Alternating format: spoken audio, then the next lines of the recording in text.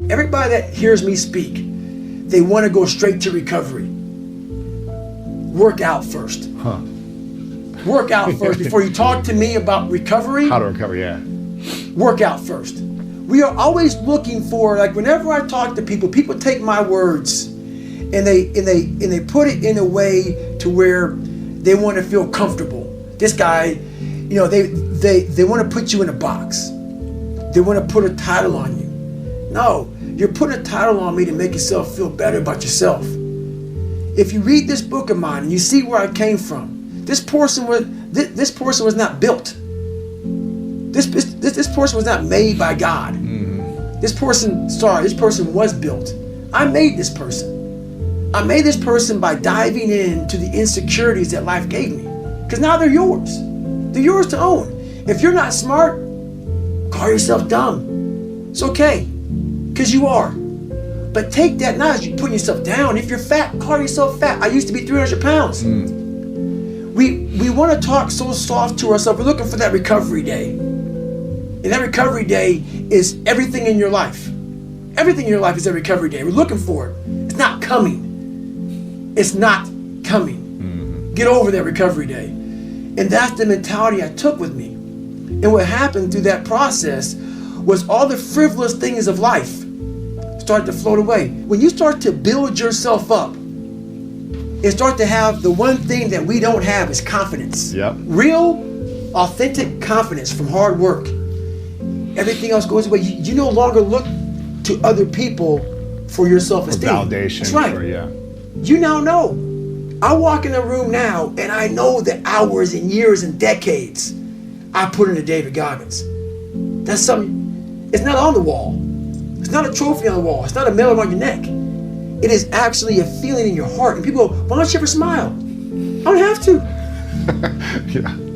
Yeah, I do have a stoic look on my face. I'm a very focused person. But the feeling I have in my soul and in my heart, that's why I don't need to smile.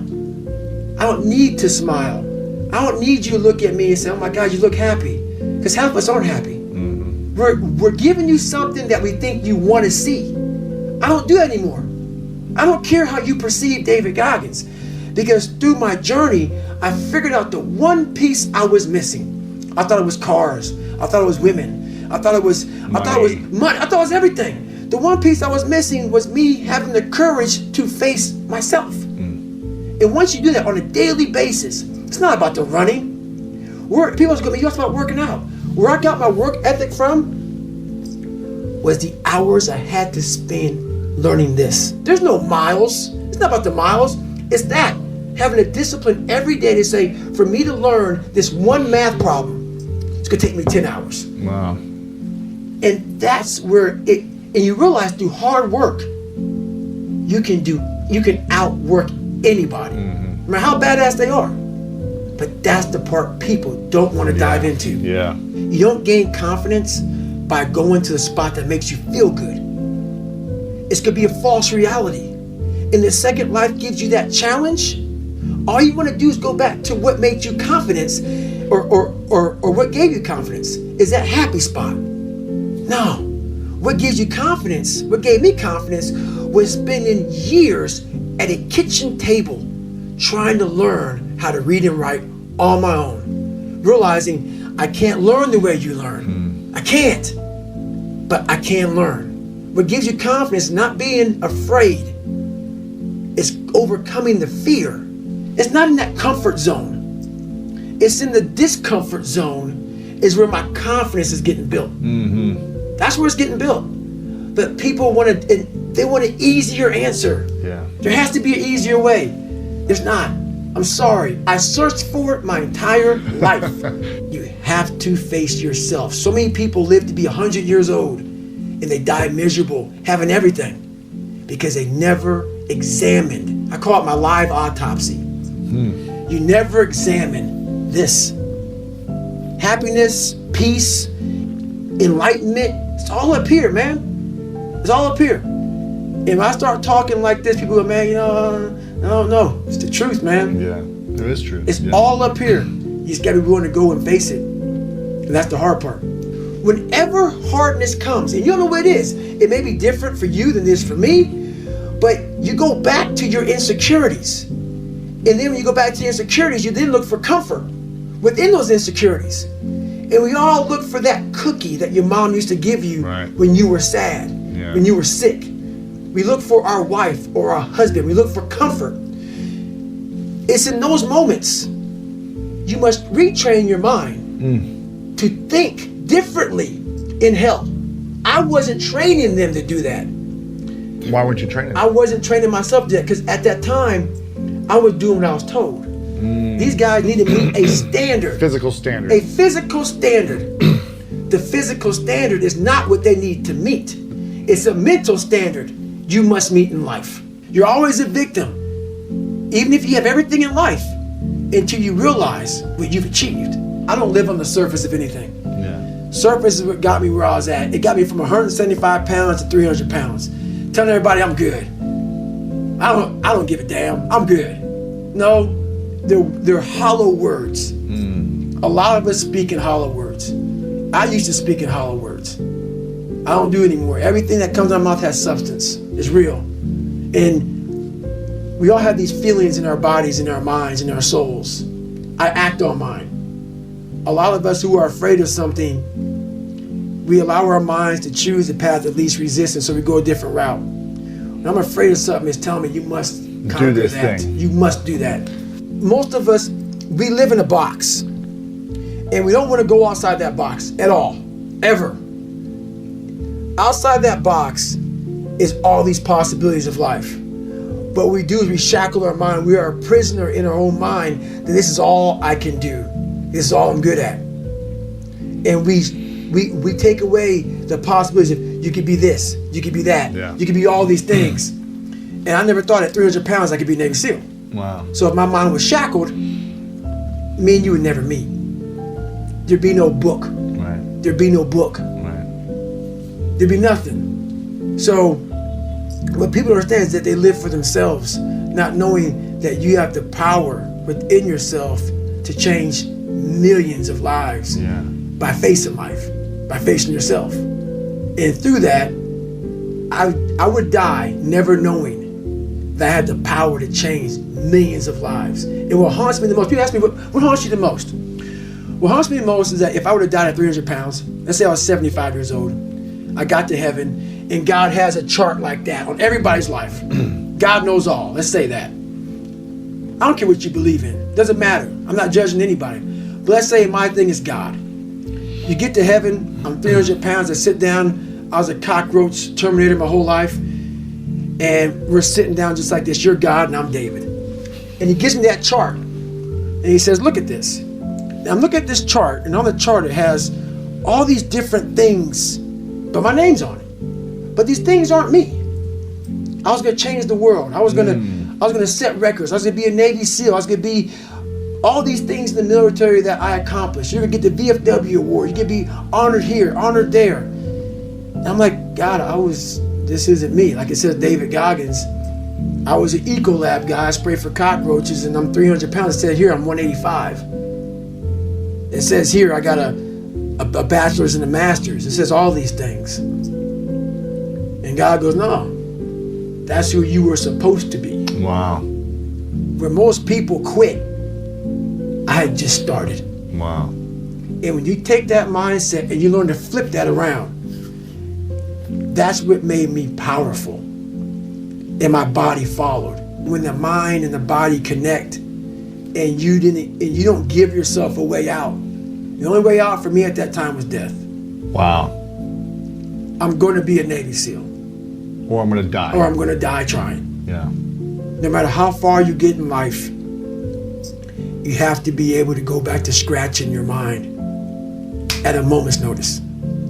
You can never get so far beyond scratch. What that means is when you accomplish something in life, if you're willing to go back to scratch and go back to that $7 a month place where I once lived and visit that place for a long period of time. If you were here when you went back to scratch, you would now be here. Scratch is what makes you better. Scratch, friction, obstacles create growth. There's no friction when you're this far up in the game anymore. You think there Right, is. when you've achieved, That's yeah. right. When you achieve so much, the friction is minor. Because why? I'm sore. I'm gonna get a massage today. I'm hungry. I'm gonna eat today. The refrigerator is always full. So your comforts are now. So your discomfort is now very minuscule to your discomfort back here in the $7 a month place. So you have to go back to the total discomfort to then raise your level of where you're at now. I'm not saying stay there and stay there. Visit. Visit it. And then you raise your level. Take a day trip. That's right. Yeah. Always take day trips. Yeah. Most people in that time frame, in that mindset, I can't run anymore. It's over. No. It's just gonna take a little bit longer. You have to turn the negative into a positive.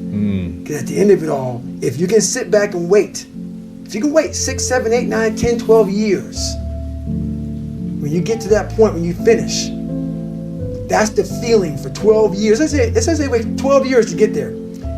That's what keeps you going, is you gotta feel, I'm doing it for 1 second. No one's coming back to help me. You have to realize you are on your own now. And whatever else you believe in, I don't care what you believe in, but on earth, it's a very lonely journey. And it starts with the accountability mirror, of looking at saying, hey, my dad who beat the hell out of me is not coming back. All these things are coming back. I have to face myself. And you have to own all those things that people may have done to you. Now it's yours. You got to own it. And it's yours now to fix the problems that people did to you. It makes no sense. It's not fair. I get it. But if you live in that woe is me mentality of, guess what? My dad did this to me. My mom did this to me. People who bullied did this to me. You're going to always live right there. You have to figure out ways to move forward because you're not coming back. And it starts with the mirror. I call it the accountability mirror in the book. To be something that gave me pride. To be something that made me feel. It's not about money. It's not about success. It's not about people. Oh my God, that's David Goggins. Sign my book. No. When I started this journey out years ago, it's about, I just want to learn to read. So now I'm at a place now where I see the possibilities of human potential. What are we capable of is the conversation now. The conversation now is, how can I now talk to people in a way they can understand the message that I have for so many people. So that's the new conversation now, is that you are constantly evolving. You never stay, either you're getting better or you're getting worse. You're not staying the same. So for me, I have to constantly be getting better. I have to constantly be evolving my message. So I'm constantly thinking in the quietness of my mind. That's a key point too. The world is so fast-paced. The world is so noisy. So my conversation now a lot of times is, my God, slow down. The world can take you here, be there, be everywhere, and I lose myself sometimes.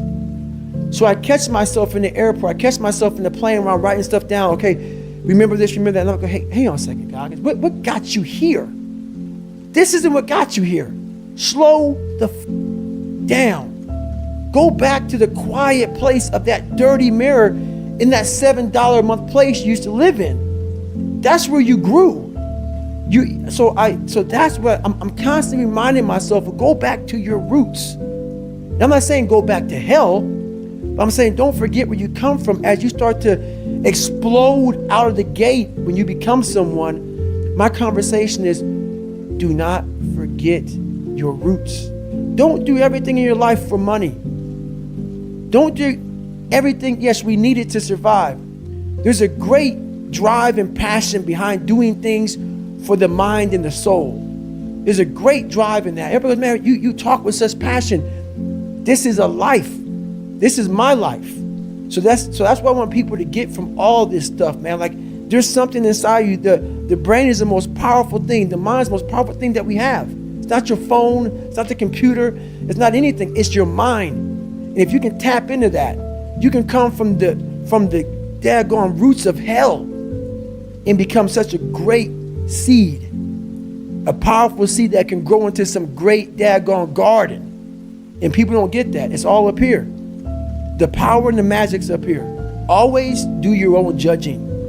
Always meet the person. Look at the person in the eyes before you say you don't like that person. Listen to their story. Listen to who they are. Listen to where they come from, how they lived. Get your own opinion about people. It's very huge. A lot of people didn't like me coming up because they see this hardness, this crust. Break away at the crust and see what's inside that person. To succeed, you must fail. In failure and in suffering, all the answers are in there. All the answers to all the test questions. The test is your life. All the answers are in there. You don't have to live in suffering and pain and failure all the time. You have to learn, I need to visit it. Like people hate working out. You're only going to visit working out maybe an hour a day. 23 other hours of the day, you're not in it. But how you become in shape is you must visit suffering, visit working out 1 hour a day. Visit suffering 1 hour a day. Visit your past failures 1 hour a day. The relationship with it is the answers are in there. They are in there. Within the suffering, go in there, and I call it the live autopsy. The live autopsy. How you find out someone died? They crack you open after you're dead. How you can live is do it while you're alive. Go back in your brain, crack it open while you're alive. Don't wait until you're dead to figure out why you died. Do it while you are living. Go in there, go into the suffering, go into the pain of your life and say, why did this suck for me so bad? Why am I afraid of all this stuff? Why have I shut down the whole world? I guarantee I'll tell you why you shut down the whole world. It's in these nooks of the suffering within your brain, in the scarring, are all the answers to why you are on the couch feeling sorry for yourself. They lie within the scars. Visit them for at least an hour a day. Study them. And then you'll find out more about yourself. You will then grow. So don't look at it as every day I suffer. Go into it an hour a day. Learn from yourself. Learn from life. Learn from your failures. Learn from your insecurities. Learn from your self-doubt. The 40% rule is all about the brain has the tactical advantage over you. It knows and it keeps you away from all that. That's why it says don't jump out of an airplane. Don't go in the ocean where there's sharks. It's a protective mechanism. Don't go back to the place where your dad beat the shit out of you in your mind. Don't go back. The brain protects you, but protects you so much, it doesn't allow growth. So the brain is an amazing thing, but the brain controls you. You must control it. You must take power over your own mind, or your mind will guide you into all the soft spots, soft places that your brain wants to live in. Your brain has enough information. It doesn't want to go through that process of mind hardening. It doesn't want to do that. I gotta remember what time I gotta be here, what time I gotta be there. This is where I want to stay. I'm peaceful. It wants to stay very peaceful and away from scarring. So that's what it is, man. I wanted to be an expert in the mind, a mental toughness guy, beyond mental toughness. The only way to do that, in my eyes, is to put yourself in hell. Put it in hell repeatedly. Repeatedly put yourself in hell and study how you process it. And that's how I was able to come up with all these different ways, all these different tools to slow the mind down in hell. Because the mind just speeds up. The mind wants to get out of the painful situation, the suffering. It can't process it. So that's what I realized by going through all these different processes of being in hell weeks. You know, it's just that. I love that, man. How That's the mind amazing. processes in hell. If you don't think about yourself, there's no pain, which can also lead to pain later on in your life. But in these moments when you're struggling, if you are a true leader and you're worried about your men or women beside you, your mind doesn't care how cold you are anymore. Your mind's only worried about taking care of the men and women beside you. So I started realizing, man, if I take care of these cats to my left and my right in the worst moments, my mind is no longer thinking about, you're miserable, David Goggins. Get the hell out of here. You're thinking about, how was John? How was Andy? How was Sam? How was Pete? How are you guys doing? You're not thinking about me. So there's so many things you can do to get outside your own head to then allow your body to just be like, hey, we're just a machine. But you have to let your mind be able to process all these different tactics to do that. Take a different vantage point in life. When you are in the hell, you can't see the beauty of being in it when you're in it. Get on top of that mountaintop in your mind. Get on top of that mountaintop and look down on what you're doing. You can see a whole different world, and that world is beautiful. But you gotta get a different vantage point in the suck. Don't be in it. Spiritually, get out of it. Get that soul. Look down on what you're doing. Be amazed by the process of where you're at now and where you came from. Now the cold water is just water now. It's no longer cold anymore. Your mind starts to change. They say get in the water, most people think about it. For you, it became my life. So I started learning that if you start to change your mindset versus it being like, oh my God, this sucks, I became a professional bud student. So I wasn't gonna leave until I graduated. So I started realizing if this is my home, this is what I am, I had to always reset the bar. I had to reset my new norm. There always had to be a new norm. So one thing we don't do is we don't have a new norm. My new norm is you get up every morning at 4 o'clock and you suffer. This is your new norm. That became my new life. Most people want to get out of it. I said, no, motherfucker, this is your new life. This is who you are. Your new norm is you wake up and you suffer. And I started realizing if that's my mentality, this shit ain't hard anymore. Right. Your fucking new norm is you wake up, you get in the fucking cold water, you're gonna be here till it's fucking done. Whenever they say you're out, you get out. So my new norm, so I do that now today. My new norm now is if I'm doing a 200-mile run, your new norm now, man, is you fucking are doing 200 miles. This is my time to show one of the baddest motherfuckers in the world that it's on. Whenever I'm weak at something, whenever I'm scared of something, I master it. I was a weak-minded person, so I mastered my mind. And in mastering my mind, I mastered the human mind. And I realized why I no longer judge people, why I no longer put people on a pedestal, because we're all f***ed up in our own way. We all have demons. Some people hide them better than other people. So I know we all have them. By me knowing that, I know the most alpha males are very fragile. Very fragile. They never want to see another person harder than them, especially in that kind of realm. Ego attachment. The ego, very strong. Ego will fuck you up every time. Ego is serious. So if I can hurt your ego, I got you. So by me having such a fragile ego growing up, all this was my advantage. I was doing a live autopsy on how fucked up I was. I was like, hey, this fucked me up. I better fuck other people up too. So I started using all these different tools and tactics to get in instructors' heads. And the taking souls, that's where it happened, man. We're Wednesday, freezing fucking cold. Everybody's jackhammering. Everybody wants to, everybody's just want to get through it now. Don't underestimate that. It will find a fucking demon and it will bring out some insecurities in you, and it did. We get so stressed out that the end is so far away that we just can't find another foothold or another handhold. So we jump off the cliff and we just fall. I wanted people to push me outside of my comfort zone every day. And I thought this was gonna be the absolute best platform to do that. These guys, the stories I heard after Buds, it just gets harder. And I didn't see it that way. Because Buds is just to become the SEAL. That's right. I'm like, my God, I can't even imagine what the f is gonna happen. But what happens to a lot of people, not everybody, can't speak for everybody, I don't know everybody. Buds breaks people down to the point where you don't want to be broken down again like that. To me, that was exactly the exact starting point for my journey in life. That was the starting point for me. For a lot of people, it's the finish line. And I didn't see it that way for me. So that's where I started becoming uncommon amongst uncommon people, is where I started realizing that you put people on a pedestal that you shouldn't. That you got to get in there yourself. So just me, when you join the SEAL teams, you're joining a big fraternity. So I was already asked out. So then when you're asked out, not wanting to hang out, I wasn't a dick. I do my own shit. That's me. So I grew up wanting friends at a young age. And once you get self-esteem and you know who you are, I was comfortable. You're not liking me, but I'm not hanging out. And then you take it to another step further with this being hard mentality of if you guys aren't doing what I'm doing, you guys aren't shit.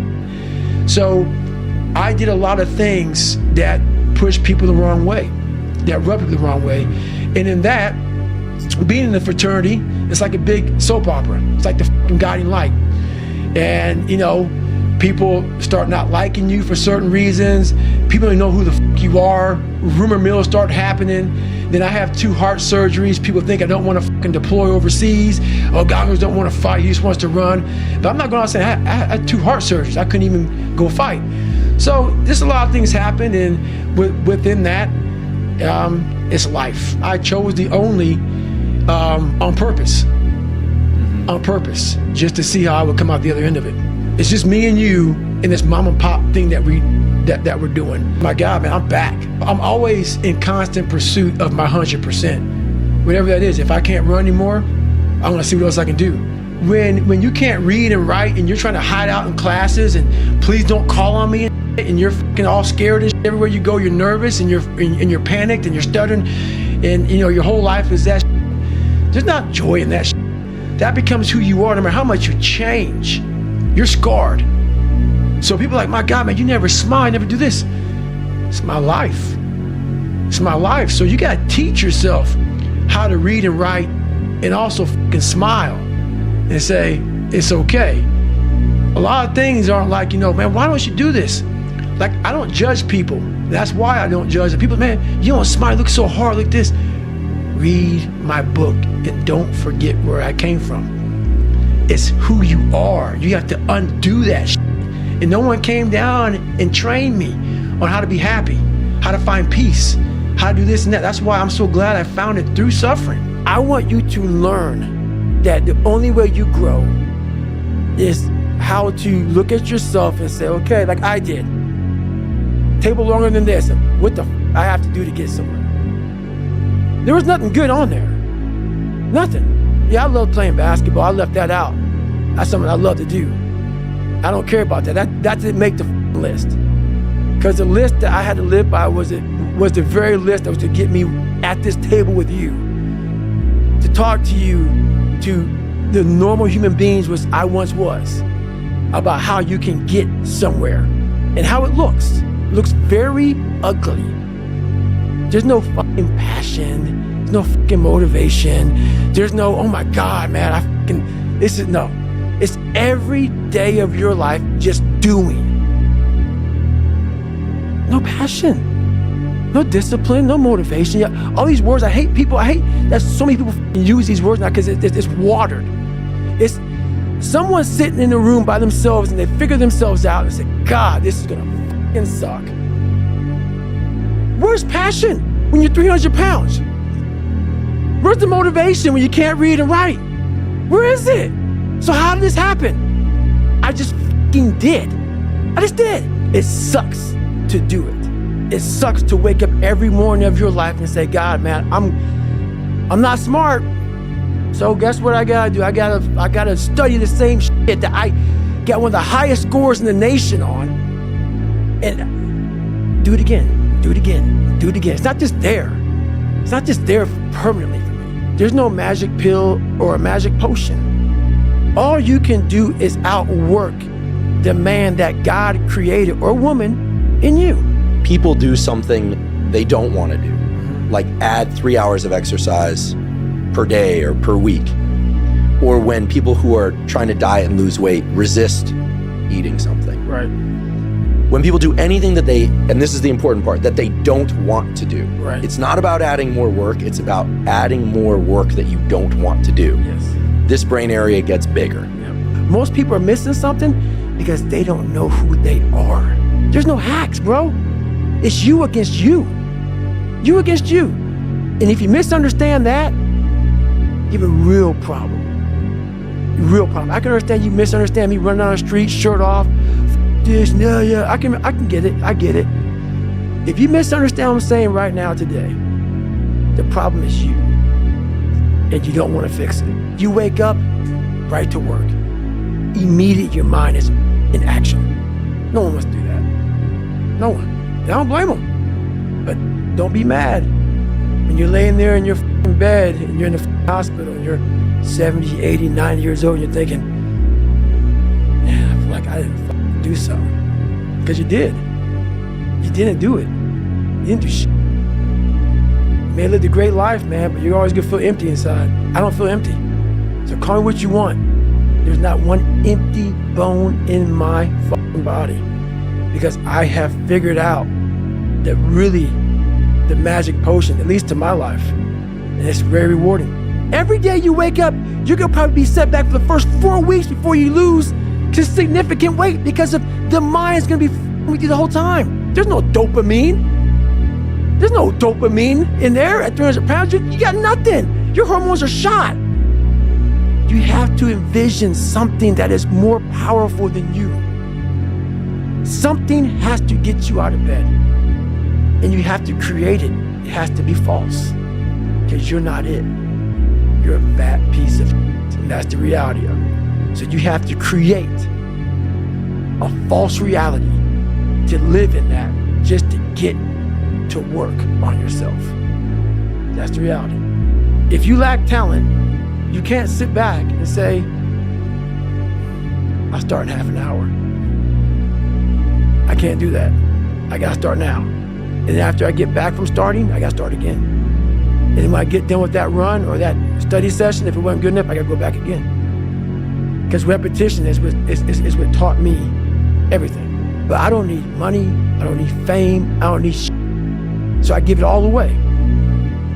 What I do need is to make sure that that willpower is worked on every fucking day and every night for the rest of my life. Because that's the one thing that's gonna keep me feeding you, keeping you where you need to be. Because once that willpower is gone, 300-pound David Goggins, he may not look like it, but I will walk around with it.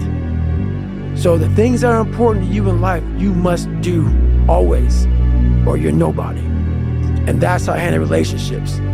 If you put yourself in the fire and you come out every day like this, brush it off, not scared to go back in there again, come on, man. Your truth is real. You come out every day, man, with a way of talking to people that people don't have, because there's no truth behind them. And the truth is a starting line. When you sit there in the ugly mirror and say, I'm this, I'm this, I'm this, I'm this, you finally started your life. Maybe 40 years old. Maybe 40 years old, 5, 6 kids, wife. But the second you look in that mirror and you say, I'm this, I'm this, I'm this, I'm this, I'm this. Well, basically, I'm not this, I'm not this, I'm not this, I can't do this, I can't do this. I'm all these insecurities. Your life finally started. I did all of the work alone. And while I'm still hard on myself, I know what I did. So whenever times get bad for me, people, all this, who's gonna carry the boats and law? That's real. I hate that people know me for that guy, because that guy is not every day. Like when they see me, they want that energy. That's not me every day.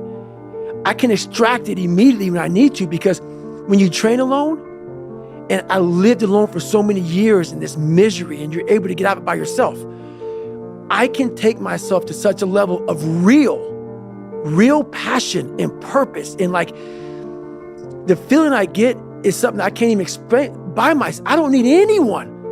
That's why people come to me to motivate them. No one can motivate me. I have a resume full of motivation that whenever I'm down, I'm like, oh, hang on, motherfucker. Oh, you know the truth. You know the truth. You know the darkness of the dungeons and the demons that fly. You know, and then from there, it's like, okay, you were there. You know this. There was no one there to pick up the rucksack, to pick up the boat, to pick up the log, to go in there. It was you. It was you. There was no pat on the back at 300, at 275, at 250, at 220. No, that was you. So those things that come out of me, that extract from me in the darkness, people are looking for that pat on the back. Where is it? Oh, I don't need it. Because what I've done is in the unseen work I built. You had nobody anyway, motherfucker. Look around you. There was no fucking team. It was you. There was no weight loss program or mom and dad waking you up saying you can do it, you can be better, trying to build belief. You built belief when you had nothing. Rock bottom. One of the most powerful things I think anybody can do, so I used to struggle with self-esteem, and my thing was I focused on being smart, and I just wasn't that smart. And I focused on being right, and I was wrong a lot.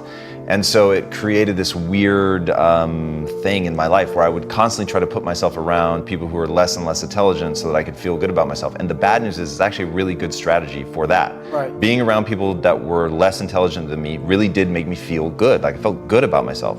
But I literally referred to myself at the time as the king of remedial jobs, because those were the only jobs that I could really shine at. Right. And it wasn't until I realized I can actually change what I build my self-esteem around. And I can start building my self-esteem around, instead of being right or being smart, being a learner and being willing to admit when I'm wrong. And so the thing that I began to build my self-esteem around was being willing and able to stare at my inadequacies. Right? What you said, like, I fully understand like how this interview is going to be. I mean, you warned me ahead of time. This interview is going to be bifurcating. People are going to love it and some people are going to hate it. But dude, I so believe in the notion of looking at yourself, and if you are pathetic, owning it, right? And saying, because my thing is you can change it, right? Which you have proven in no uncertain terms. That's it. But if you don't admit it, you're never going to be on the path to changing it. Exactly. Walk us through, because this is one of those crazy stories. I can't imagine how you pulled this off. Your first ultra marathon, which you got into like really fast, and one why you did it, because I think that's incredible. The first ultra marathon wasn't smart at all. So basically what happened was, I was at military free fall school with Morgan Luttrell. Marcus Luttrell, if you guys don't know, was the lone survivor, the guy. He was in a bad op went bad. He was the only Navy SEAL that lived. Long story short, you gotta get the book, read Lone Survivor, great story. Morgan is Marcus Luttrell's twin brother, and I was there with Marcus. So what happened was, myself and Morgan were in free fall school. At the same exact time, Marcus was in the worst incident in SEAL history. So I knew that Marcus might be dead. He wasn't dead, everybody else was dead. So I actually brought Morgan, I actually told Morgan, hey man, your brother was in a bad incident.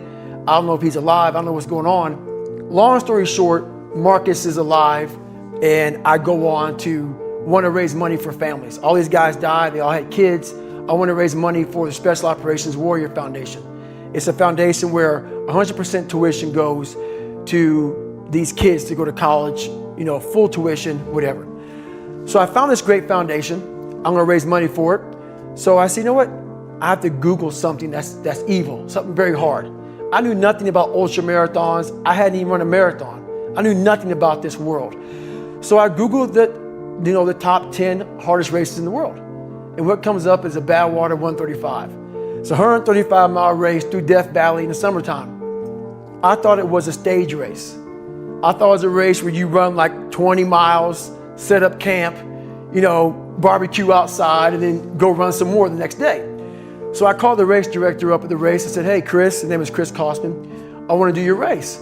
So we had a long conversation. I was much heavier then, and I hadn't put running shoes on in over a year. How heavy are you at this point? I'm around between 240 to 270. Whoa. I'm in that range. My weight has varied a lot through the SEAL teams and out of the SEAL teams, so I was a heavy guy. But the long and short of it all was, I hadn't put running shoes on in over a year. I was a big time power lifter. I lifted weights heavy, that's what I did. Right. I got back home from Iraq, went straight to free fall school, and then this happened. So I called Chris Kosman up on a Wednesday. He says, look man, the only way you can qualify for my race is to run 100 miles at one time in 24 hours or less. There happened to be a race that Saturday, so 4 days later. And he said, if you qualify by running 100 miles or less in 24 hours, I will consider you my race. I'm gonna cut to the chase. I signed up for this race. It was called the San Diego One Day, where you run around a 1 mile track for 24 hours to see how many miles you can get. My goal was 100 miles. So I got to mile 70, and I cleared 70 miles in like 12, 13 hours pretty quickly. But I was done. My feet were broken. I was stress fractures, shin splints, muscles were tearing. I was in bad shape. I was eating Ritz crackers and drinking Mileplex. That's all I had. No water, didn't know what the hell I was doing out there. Had on some tube socks.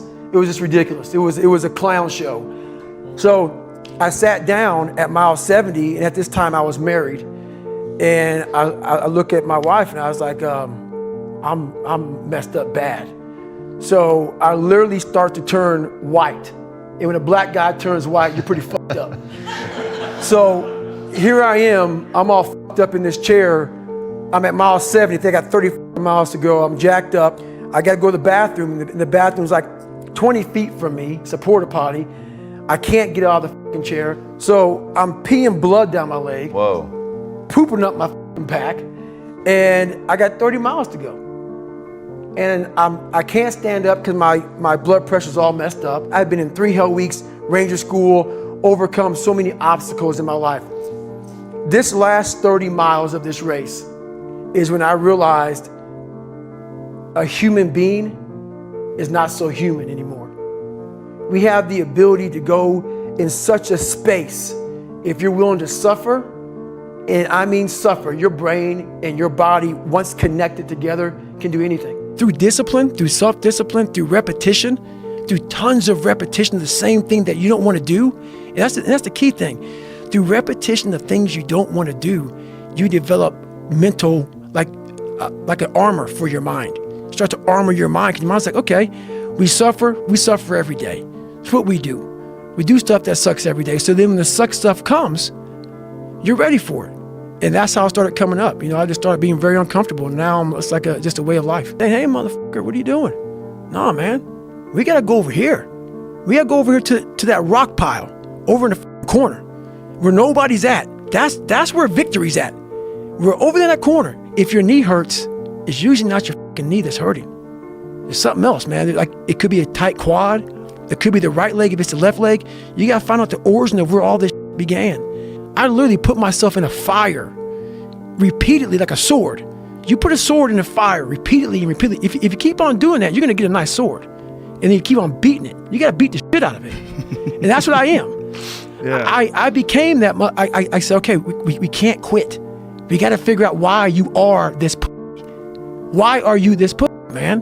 What is wrong with you? What's going on here? So I kept on putting the sword back in the daggone fire, and I just beat it harder. And I beat it harder. Before I knew it, I started realizing, all right, man, the brain is starting to get hard. The brain is starting to get hard. I'm no longer a theorist. I'm now a practitioner. And I started thinking, I took that 1 second. I talk about the 1 second decision a lot, about what I went through in my life, what I've done. And I was like, you know what? I struggled so hard in my life. I went through so much that the biggest trophy I own now is that book. The biggest trophy I own now is not the book itself, it's what's in the book.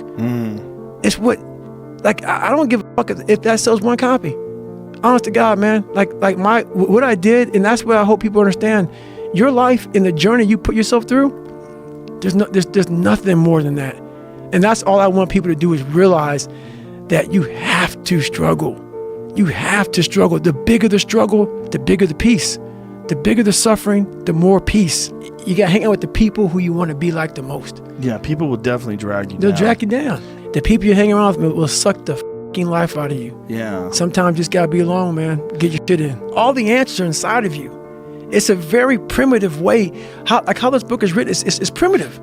It's very barbarian. It's how we all think. It's how man once walked the earth.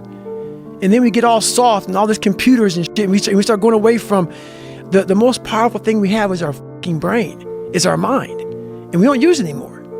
So, it's like everything has to be so quick. What separates me from a lot of people is they go into a daunting task. And the task is overwhelming. Like, when I heard the pull-up record was 4,020 pull-ups, and I was talking about breaking this record, people are like, oh my God. I went right to a pen and paper. They go, what are you doing? I'm doing the math, man. What are you talking about? I'm open-minded to the fact that, okay, if I do 5 pull-ups in a minute for so many hours, I can get so many pull-ups in. How much time do I have to rest? I was breaking the math down. You have to be open-minded to the possibilities that I can do this. Once you shut your mind down to the possibility that it can be achieved, there's no way it can happen. So that's why my eyes and my body light up about things, because I know that if you're in a fight, you have to attack. You have to keep attacking. The enemy has to know he is not going to give up. You must break the soul of whatever the fuck is in front of you. That's what I realized. I was never breaking the soul of anything in front of me. So that's why I came up with the thing called Taking Souls in my book. I started to devise ways to break a soul of a human being, of an object, of whatever's in front of me. If you keep on attacking something, nothing wants to stand in front of anything that is relentless. Nothing. It's day one, motherfucker. This is hour 1. You get a wide range of life in just 19 hours. Like when you get to like mile 50 in your mind saying, we got to get out of here, man. And then you get to like mile 60. Okay, we're feeling good. You have all these highs and lows that you have to manage within this suck fest of 19 hours. And that's what I get from a lot of these different things, that human growth, growth of the mind. Without friction, there is no growth. Without friction, there's no growth. To this day, it is for me to become better mentally. How I look has just become I have thousands, hundreds of thousands of miles on this body, running, pull-ups, push-ups, swimming, whatever you want to call it. This body is what it is now. It's from repetition. It's not from studying, hey, if you hold a plank for this long, all that bull. I don't care about it.